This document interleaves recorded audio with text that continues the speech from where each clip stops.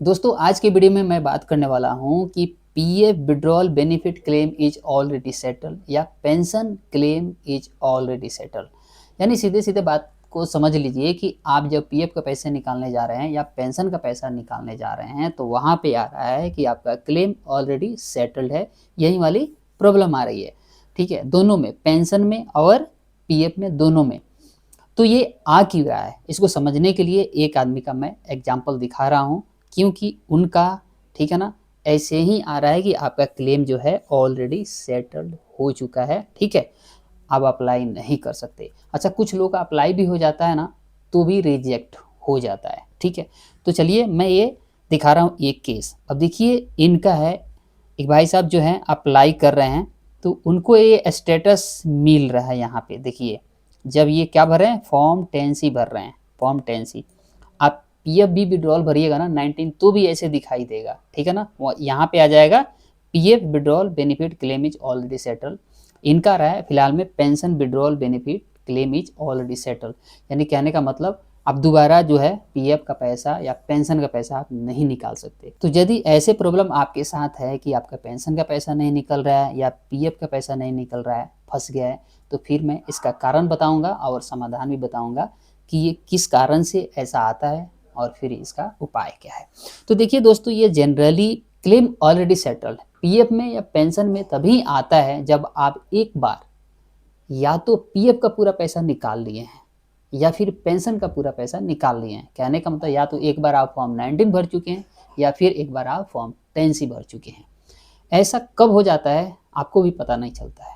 तो देखिए, पहले क्या होता था कि जब पीएफ का विड्रॉल होता था, फॉर्म 19 भरते थे, तो जब तक लोग पीएफ ट्रांसफर पुराने कंपनी का नए कंपनी यानी करंट वाली कंपनी में नहीं किए रहते थे, तब तक जो है उनका क्लेम रिजेक्ट हो जाता था। लेकिन अब ऐसा नहीं है। आप ट्रांसफर करें या ना करें, फॉर्म 19 सेटल हो जाता है और फॉर्म 10C भी सेटल हो जाता है।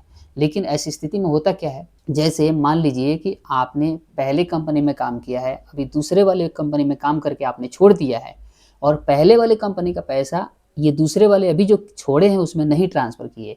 ठीक है, और आपने फॉर्म 19 भर दिया पूरा का पूरा पीएफ का पैसा निकालने के लिए, तो आपका जो है फॉर्म 19 से पूरा का पूरा पीएफ का पैसा निकल जाएगा। लेकिन कौन सी कंपनी का, दूसरी वाली का, लास्ट वाली का, पहले वाली का रह जाएगा, वो नहीं निकल पाएगा, यानी वो पैसा फंस गया। वैसे ही पेंशन वाला भी फंस जाएगा, क्योंकि ट्रांसफ़र नहीं किए तो पेंशन वाला भी इसमें लिंक नहीं हुआ, तो वो भी पैसा नहीं निकलेगा। यानी सिर्फ और सिर्फ इसी कंपनी का पेंशन और पीएफ का पैसा निकलेगा। और जब पैसा आ जाएगा तब आप क्या करते हैं, चेक करते हैं पासबुक। अरे अब क्या हुआ, लास्ट वाली कंपनी की पैसे केवल अकाउंट में क्रेडिट हुआ, पिछले वाला तो रह ही गया।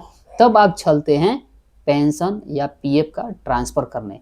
मतलब आप जब पीएफ ट्रांसफ़र करते हैं तो पेंशन भी लिंक होता है। ठीक है, अब आप गलती एक और करते हैं, तब गलती ये करते हैं कि ये वाली जब जो दूसरी वाली कंपनी के जो पैसा आपका निकल गया, ये जैसे ही निकल गया वैसे ही अकाउंट ही क्लोज हो गया। ठीक, क्लोज हो गया, यानी इसमें हिसाब हो चुका है, वहीं पर से नाम कट गया है। अब आप क्या करते हैं कि पिछले कंपनी का पैसा इस वाले में ला लेते हैं, लेकिन ये तो क्लोज हो चुका है। तो इसीलिए जब आप अप्लाई करते हैं तो आता है लिख करके पेंशन या PF withdrawal benefit claim is already settle, क्योंकि इससे हिसाब हो चुका है। ठीक है ना, तो अब आपका पैसा यहाँ आके फंस जाता है। जब तक आप ट्रांसफ़र नहीं किए रहते हैं उधर से इधर, तब तक नहीं फंसता है।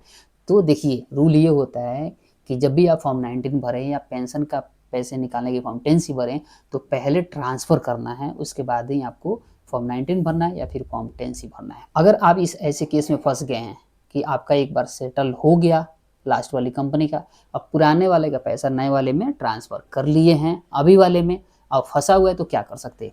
तो इसका देखिए एक ही उपाय है कि आप जो है फॉर्म 19 मैनुअल भर करके आप निकाल सकते हैं। मैनुअल कहने का मतलब आप डाउनलोड गूगल से कर लीजिए या फिर इस वीडियो के डिस्क्रिप्शन में आपको फॉर्म 19 मैनुअल का फॉर्म मिल जाएगा या 10C का मिल जाएगा। आप उसको भर करके जो है आप पीएफ ऑफिस जमा करा सकते हैं, लेकिन उस पर कंपनी की मोहर लगेगी जिस कंपनी में आपका पैसा ट्रांसफ़र हुआ है। जैसे मान लीजिए कि आपने पुराने कंपनी का पैसा इस कंपनी में ला लिए हैं और इसका पहले ही फॉर्म 19 या 10C भर करके पैसा निकाल लिए हैं। ठीक है, और इसमें फिर पुराना वाला पैसा आकर के पड़ गया, तो आप क्या करिएगा कि जो मैनुअल फॉर्म मैं दूंगा लिंक में, या फिर आप गूगल से खुद आप डाउनलोड कर सकते, ठीक है ना, उसको भर करके कंपनी से साइन मोहर करा करके आप क्या करिएगा कि उसको पीएफ ऑफिस जमा करा दीजिएगा, तो पैसा आ जाएगा। लेकिन दूसरा केस, यदि आप अभी तक ट्रांसफ़र नहीं किए हैं, इस कंपनी का पैसा लास्ट वाली का ज़ीरो हो गया है, इसमें कोई भी बैलेंस नहीं है और लेकिन पिछले वाले में पड़ा हुआ है, तो फिर आप क्या कर सकते हो, उसका 2 तरीका है निकालने का। या तो आप क्या करिएगा कि मैनुअल भर कर के अर्जेंट है, कहीं काम नहीं करना है, तो फॉर्म 10C-19 भर करके मैनुअल आप पिछले कंपनी का निकाल सकते हैं, पिछले कंपनी का साइन मोहर होगा। लेकिन यदि आप रुकना चाहते हैं तो कोई तीसरी कंपनी आप ज्वाइन करेंगे तो पिछले वाले कंपनी का दूसरे में ट्रांसफ़र नहीं करना है, तीसरे में ट्रांसफ़र करके उसको इकट्ठा कर लेना है, उसके बाद आपका फिर एक साथ वो पैसा निकल जाएगा। तो इस तरह से आप कर सकते हैं कि अगर ट्रांसफ़र नहीं किए तो तीसरे के थ्रू निकाल सकते हैं या फिर मैनुअल फॉर्म 19 भर करके या 10C भर करके आप निकाल सकते हैं। लेकिन आप लोगों को गलती ये नहीं करना है, जब तक आप ट्रांसफ़र ना करें, फॉर्म 19 नहीं भरें, फॉर्म 10C ना भरें, भले ही आपका थोड़ा समय लग जाए पैसा ट्रांसफ़र होने में, लेकिन इकट्ठा कर लीजिए। क्योंकि यदि आप बिना ट्रांसफ़र किए भर देते हैं, फिर पैसा फँस जाता है, तो फिर महीनों-महीनों टाइम लग जाता है। अब वैसे आप ट्रांसफ़र करेंगे तो 10-15 दिन वेट करना पड़ेगा, लेकिन पैसा तो निकल जाएगा ना जी, ठीक है ना? वो निकल जाएगा।